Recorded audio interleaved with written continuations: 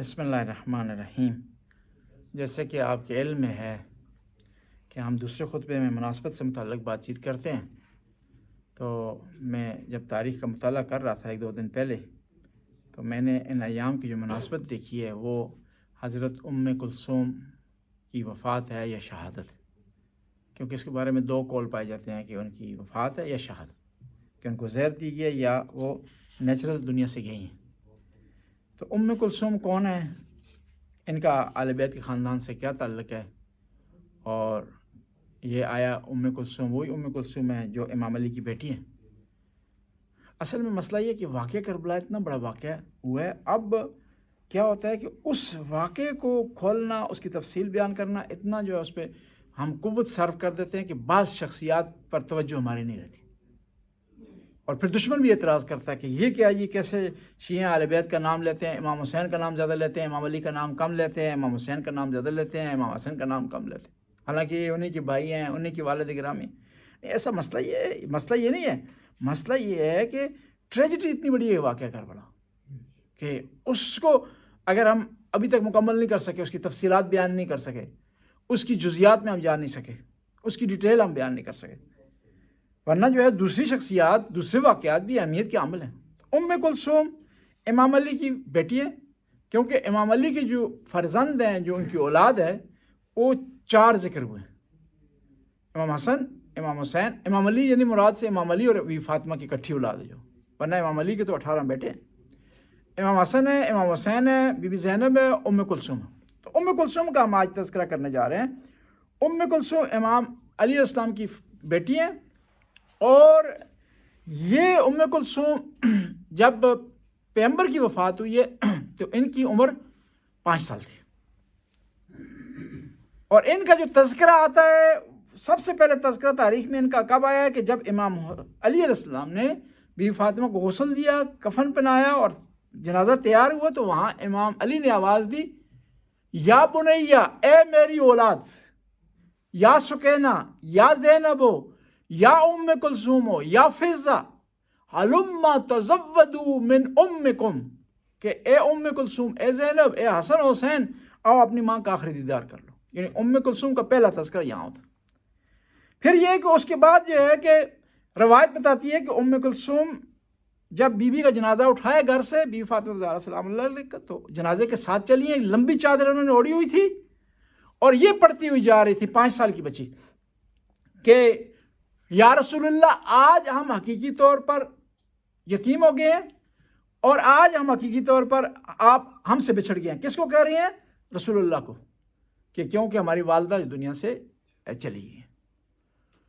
کلثوم سے متعلق ایک اور جو ہے تذکرہ ہوتا ہے، اور جھگڑا چل رہا ہے شیعہ اور سنی کے درمیان، وہ یہ ہے کہ یہ جو ہے بی بی کلثوم کی آیا خلیفہ دوم سے شادی ہوئی ہے نہیں ہوئی۔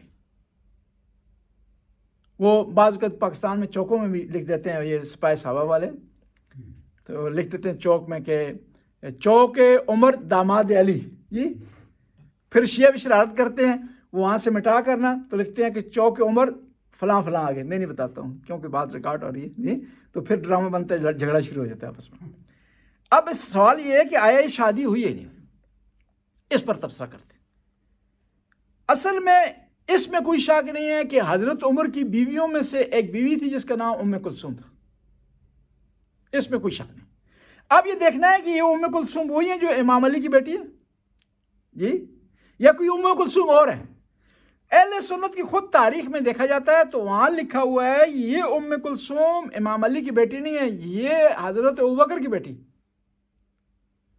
کیونکہ جب امام علی نے اسماء بنت امیس سے شادی کی، جو بیوہ تھی حضرت ابوبکر سے، تو ان کے ساتھ 2 بچے آئے ہیں، جسے ہماری زبان میں کہتے ہیں پچھلگ جی، یعنی جو پہلے شوہر کی جو اولاد ہوتی ہے، یعنی پچھلے شوہر کی اولاد ہے، ہماری ان کو زبان میں کہتے ہیں ہم پچھلگ کہتے ہیں، پتہ نہیں آپ کی زبان میں کہتے ہیں کیا کہتے ہیں، یہ سوتیلی اولاد۔ تو یہ 2 آئے ہیں، یہ امام علی کے گھر میں بڑے ہوئے ہیں، ایک کا نام محمد ہے، محمد بن ابی بکر، جس کے بارے میں علی علیہ السلام نے ارشاد فرمایا کہ محمد ابنی من صلب ابی بکر، محمد تربیت کے لحاظ سے، کردار کے لحاظ سے، عمل کے لحاظ سے میرا بیٹا ہے، لیکن شجرے کے لحاظ سے، صلب کے لحاظ سے ابوبکر کا بیٹا ہے۔ اور دوسری کلثوم، یہ ایک مسئلہ. بس اس کا مطلب یہ ہوا کہ کلثوم زوجہ ہیں حضرت عمر کی، لیکن وہ امام علی کی بیٹی نہیں ہے. اور پھر دیکھیں کہ یہ کلثوم جن کی عمر 5 سال ہے اور حضرت عمر کی اس زمانے میں 65 سال عمر ہے، کوئی جتنا ہی جاہلیت میں ڈوبا ہوئے ایسا کام نہیں کرتا کہ 5 سال کی بچی سے شادی کرے. اور یہاں پر ایک اور چیز کا تذکرہ کرنا ضروری سمجھتا ہوں کہ یہ جو ہے جو کلثوم ہے جو حضرت عمر کی زوجہ ہیں، ان کا جنازہ پڑھایا امام علی نے. کہتے ہیں کہ تاریخ میں لکھا ہوا ہے کہ نہیں، امام علی نے نہیں، امام حسن. تاریخ میں لکھا ہوا ہے کہ ایک کلثوم نامی عورت فوت ہوئی ہے امام حسن کے زمانے میں، اور اسی ٹائم پہ اس کا بیٹا بھی زید فوت ہوا ہے. ان دونوں کا جنازہ امام حسن نے پڑھایا. اگر ہم مانتے ہیں کہ حضرت عمر کی جو زوجہ ہے کلثوم وہ وہی ہیں جو امام علی کی بیٹی ہیں، تو پھر کربلا میں کون تھی؟ کربلا میں کون تھی؟ کربلا کے واقعے میں امام بی بی زینب کے ساتھ ساتھ جو کھڑی ہیں، امام حسین کی مشیر ہیں بی بی زینب، اور بی بی زینب کی مشیر ہے کلثوم. بی بی سکینہ جب گم ہوئی ہیں تو کلثوم کو آرڈر دیا بی بی زینب نے کہ ڈھونڈنے جا کر ان کو. آخری وقت کے وداع میں امام حسین کو وداع کیا جا رہا ہے تو دونوں بہنیں آئی ہیں، انہوں نے وداع کیا امام حسین کا. کون سی دونوں بہنیں؟ بی بی زینب اور کلثوم. بس اس سے پتہ چلا تاریخی لحاظ سے یہ غلطی ہوئی ہے، جس طرح دوسرے تاریخی واقعات میں غلطیاں ہوئی ہیں، مسٹیک ہوئی ہے کہ نام جو ملتے جلتے ہوئے ہیں تو لوگوں نے سمجھا ہے کہ یہ وہ آدمی ہے یا یہ وہ آدمی ہے، مکس ہو گیا. آپ جو رجال کی کتاب اٹھا کر دیکھیں نا تو کئی ایسے افراد ہیں جن کے نام ملتے جلتے ہیں، جو کہ آپس میں ہم نام ہیں، نام کا اشتراک ان میں پایا جاتا ہے، کامن نام ان میں. اسی واقع اور اس سے دشمن نے فائدہ اٹھایا ہے اور یہ ثابت کرنے کی کوشش کی ہے کہ امام علی کی اور بعض خلفاء کی آپس میں گہری دوستی تھی، یاری تھی، گہرا تعلق تھا. اسی وجہ سے امام علی کو اتنا پیار تھا کہ اپنی بیٹی کی شادی کروا دی فلاں آدمی سے، رشتہ دے دیا فلاں آدمی کو. ایسا جو ہے وہ معاملہ نہیں ہے کہ امام علی کی بیٹی کی شادی ہو حضرت عمر سے، یہ ممکن ہے نہیں، تاریخی حقیقت کے خلاف ہے. اور ایک اور چیز، یہ کلثوم جو ہے ان کا تذکرہ ایک اور جگہ بھی آتا ہے. امام علی نے آخری دن جو روزے کی افطاری کی ہے نا ضربت لگنے سے پہلے، وہ کس کے گھر کی ہے؟ کلثوم کے گھر. اور کلثوم نے بڑی خوشی کا اظہار کیا ہے کہ آج مدتوں بعد بابا میرے گھر میں آئے ہیں اور میں ان کی خدمت کروں گی. مختلف چیزیں بنا رہی تھیں شوق سے، پیار سے، محبت سے، کیونکہ یہ والدہ کی شہادت کے بعد امام علی نے والدہ کا کردار ادا بھی کیا اور والد کا کردار بھی ادا کیا. اور پھر وہاں پر یہ ہوتا ہے کہ امام علی ارشاد فرماتے ہیں کہ بیٹی یہ 2 کھانوں میں سے ایک کو اٹھا لو، نمک اور دودھ میں سے، میں ایک سے تناول کروں گا. تو نمک اٹھانے کی کوشش کی تو امام علی نے کہا نہیں، اس کوفہ میں بہت سارے یتیم ہیں جن کو دودھ کی ضرورت ہے، یہ ان کے لیے روانہ کر دو، میں نمک سے جو ہے وہ افطار کروں. اور پھر اسی رات کی تاریکی میں جب امام علی کلثوم کے گھر میں تھے تو بار بار سین میں آتے تھے، آسمان کی طرف نگاہ دوڑا کر ارشاد فرماتے تھے اے ستاروں گواہ رہنا، اے چاند گواہ رہنا، تو نے علی کو کبھی سوتے ہوئے نہیں دیکھا. یعنی عبادت میں مشغول رہتے تھے. اور یہ کلثوم، اب سوال یہ پیدا ہوتا ہے کہ آپ ایک سوال اٹھا سکتے ہیں اہل سنت بھی سارے کہ پھر یہ کلثوم کے شوہر کون تھے جب حضرت عمر نہیں ہے؟ کون تھے شوہر؟ کہ پتہ ہونا چاہیے. شوہر ان کے جو تھے وہ اون تھے، اون بن جعفر. جس طرح نا بی بی زینب کے جو شوہر ہیں نا عبداللہ بن جعفر ہیں، ان کے شوہر تھے اون بن جعفر، عبداللہ کے بھائی تھے. اور کلثوم کی شادی یعنی اپنے کزن سے ہوئی ہے، نہ کہ حضرت جو ہے عمر سے. اور پھر یہ بھی آپ یاد رکھیں، یہ نہیں ہو سکتا کہ ایک خاتون ہو اس کے جو ہے وہ متعدد شادیاں ہوں یا ایسا کوئی معاملہ ہو، کوئی ایسا ممکن ہی نہیں. بس تمام شواہد سے کو مد نظر رکھا دیکھ کر جو ہے ہم یہ نتیجہ نکال سکتے ہیں. اور اسی چیز کو تائید کی ہے نووی جو ہے وہ مسلم جو ہے نا حدیثوں کی کتاب اس کے شارح شرح نووی، پورا نام مجھے یاد نہیں، میرے ذہن میں نہیں ہے. تو یہ جو بخاری کے بعد دوسری بڑی کتاب ہے اہل سنت کی، اس کی ایک آدمی نے شرح لکھی ہے، کمنٹری لکھی ہے، تفسیر لکھی ہے. اس نے بھی تائید کیا ہے کہ جو ہے وہ جو حضرت عمر کی زوجہ تھیں ام کلثوم، وہ حضرت ابوبکر کی بیٹی تھی، نہ کہ امام علی کی. بس یہ تاریخی کچھ جو ہے وہ مس انڈرسٹینڈنگ تھی، اس کے حوالے سے آپ خدمت میں یہ نکات عرض کیے ہیں. اور یہاں سے کچھ کون سا سبق ہمیں حاصل کرنا چاہیے اس تاریخ سے؟ ایک تو یہ ہے کہ بی بی کلثوم، ام کلثوم کی حالات زندگی، اس تاریخ سے ہمیں اس کا فائدہ ملا. دوسرا یہ کہ جو شبہ پیدا ہو گیا ہے شیعہ اور سنی کے درمیان، مس انڈرسٹینڈنگ ہوئی ہے کہ حضرت عمر نے امام علی کی اولاد سے شادی کی ہے، وہ بھی جو ہے وہ تاریخ کے مطالعے، دقیق مطالعے سے جو ہے وہ برطرف ہو جائے گی. اور یہ بھی یاد رکھیں، تاریخ کا سرسری مطالعہ نہ کریں، تاریخ کو جانچیں، اس کے جھوٹ اور سچ کو جدا کریں.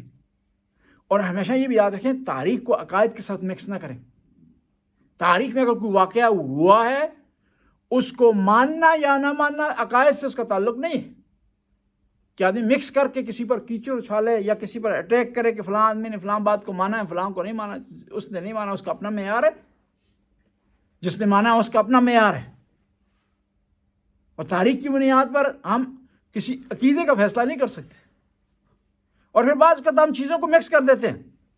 3 چیزیں ہمارے پاس ہیں، جو اصول دین ہے، فروع دین ہے اور تاریخ. ان کو مکس آپس میں نہیں کرنا چاہیے. مثال کے طور پر یہ نماز ہے، یہ فروع دین میں سے، اس کے اندر ارکان بھی فروع کی جزیات ہیں. اس کو ہم ریلیٹو نہیں کر سکتے کس سے؟ عقیدے کے ساتھ. لیکن ہاں یہ ضروری ہے کہ اچھا عقیدہ ہوگا تو تب نماز قبول ہوگی، اچھا عقیدہ ہوگا تو تب حج قبول ہوگا، اچھا عقیدہ ہوگا تو تب جو ہے وہ زکوٰۃ قبول ہوگی، اچھا عقیدہ ہوگا تو تب روزہ قبول ہوگا. اگر اچھا عقیدہ نہیں ہے تو کوئی عمل قبول نہیں ہوگا. لیکن یہ ہے کہ ہم یہ کہیں کہ یہ جو نماز ہے یہ اصول دین میں سے ہے، یہ صحیح نہیں ہے. یا توحید کو کہیں یہ فروع دین میں سے ہے. دیکھیں، جو اصول دین ہے وہ عقیدے سے متعلق ہے، انسان کے اندر ہے، دوسرے کو ضروری نہیں ہے خبر ہو. اور جو عمل ہے وہ دکھائی دیتا ہے اور آسان سے تعریف کرتے ہیں. عقیدہ اس طرف سے خدا کی بارگاہ سے ہمارے پاس آتا ہے، ہم نے لینا ہے اس کو. عمل ہماری طرف سے خدا کی بارگاہ میں حاضر ہوتا ہے. یہ 2 چیزیں جو ہے، اس کی 2 ڈیفینیشن اور فرق اس طرح بھی آپ جو ہے وہ ظاہر کر سکتے ہیں. اور تاریخ، جو واقعات تاریخ میں ہوئے ہیں، ہاں یہ ہو سکتا ہے کہ کوئی واقعہ تاریخ سے ایسا ہو، تاریخ میں جو عقیدے سے متعلق ہو، کوئی واقعہ ایسا ہو جو کہ جو ہے وہ فروعات سے متعلق ہو، فروع دین سے متعلق ہو، کہ فلاں آدمی نے ہاتھ کھول کر تاریخ میں جو ہے وہ 60 ہجری میں 50 ہجری میں نماز پڑھی ہے، یہ تاریخی واقعہ ہے. لیکن جو ہے اس نے بیان کی ہے ایک کس کو؟ فروع دین کو. یا تاریخ میں قاضی جبار نے اپنے شہر میں رہتے ہوئے توحید سے متعلق یہ بات کی ہے، یا علامہ ہلی نے یہ بات کی ہے. یہ تاریخ کیسا ہے، لیکن انہوں نے کیا کیا؟ عقیدے کو بیان کیا تاریخ کے ضمن میں. ہاں ایسا ہو سکتا ہے، کوئی شک نہیں. لیکن ہمیں ہوشیار رہنا چاہیے. مومنین کو، علماء کو، عزاداروں کو کوئی سمجھ بوجھ ہونی چاہیے. اور تاریخ میں جو ٹریجڈی آئی ہے نا، مشکلات آئی ہیں، واقعات کو صحیح درک نہ کرنے کی وجہ سے. واقعہ کربلا بھی اس وجہ سے ہو کہ اگر عوام صحیح درک کرتی، جب نواسہ رسول مکہ سے جا رہے تھے جہاں 1.5 لاکھ کا مجمع تھا، اگر وہ درک کرتے، سمجھتے نواسہ رسول کے مقام کو، منزلت کو، اور یہ واقعہ کربلا کے جو حوالے سے وہ جانتے ہوتے، جانکاری رکھتے، تو نواسہ رسول پیاسے شہید نہ ہوتے. 1.5 لاکھ افراد چل پڑتے ساتھ نواسہ رسول کے. یہ مسئلہ تھا. مشکل یہ ہوتی ہے کہ ہم مکس کر دیتے. دیکھیں، یہاں پر ایک ڈاکٹر کے پہچاننے کے لیے یونیورسٹی ہوتی ہے کہ ڈاکٹر کی ڈگری کیا ہے، کس منزلت پر ہے. وہاں پر ہم نہیں کہیں گے کہ یہ اخلاق اس کا اچھا ہے، یہ دعائیں بڑی میٹھی میٹھی لکھتا ہے، ٹھیک ہے جی، یا جاتے ہیں تو کوئی کڑوی دعائی ہمارے نہیں لکھتا، سختی سے نہیں بولتا، ہم پرہیز کریں نہ کریں یہ کچھ بھی نہیں کہتا. ہم اس طرح ہم نے یہ معیار بنایا ہوا. حالانکہ یہ کہ دیکھا جاتا ہے کہ ڈاکٹر یونیورسٹی کیا کہہ رہی ہے، اس کی ڈگری پر کیا لکھا ہوا ہے، کہ اس کا معیار کیا ہے، اس کی جو ہے علم کس منزلت پر ہے. اور اسی وجہ سے تاریخ میں واقعات ہوئے کہ لوگ نہیں جان سکے نواسۂ رسول کو. اگر جانتے تو واقعہ کربلا نہ ہوتا. جانتے تو امام حسن کے جنازے پر تیر نہ چلتے. وہ مدینے والے سارے سامنے کھڑے ہو جاتے. کسی کی ضرورت تھی تیر چلاتا ہو؟ کسی کی ضرورت نہیں تھی. ظالم نے ظلم کیا ہے، لیکن کیا ہے، عوام نے ساتھ نہیں دیا اہل بیت کا. اگر جب دروازے پر آگ لگی ہے نا بی بی سلام اللہ علیہ، مدینے والے سارے اکٹھے ہو جاتے نا، دروازے کے سامنے ڈھال بن جاتے. کسی کی ضرورت تھی؟ یہ 50-60 آدمی تھے اس وقت. مدینے کی کم از کم جو ہے وہ آبادی ہزاروں میں تھی. ایگزیکٹ تعداد اب نہ بتائیں، 1000 تو ہوگی نا جی. 1000 آدمی آ کر دروازے کے سامنے کھڑا ہو جاتا. کھڑا کیوں نہیں ہوا؟ معرفت نہیں تھی، جانکاری نہیں تھی. وہ یہ مقام تھا ان کا جس طرح وہ سامری والوں کا تھا. 40 سال موسیٰ نے اس سے زیادہ تبلیغ کی. موسیٰ کی بات نہیں مانی، سامری نے 3 دنوں میں لوگوں کو اپنے پیچھے لگا لی. کیونکہ معرفت نہیں تھی، پہچان نہیں تھی، درک نہیں تھی، گہرائی نہیں تھی. بسم اللہ الرحمن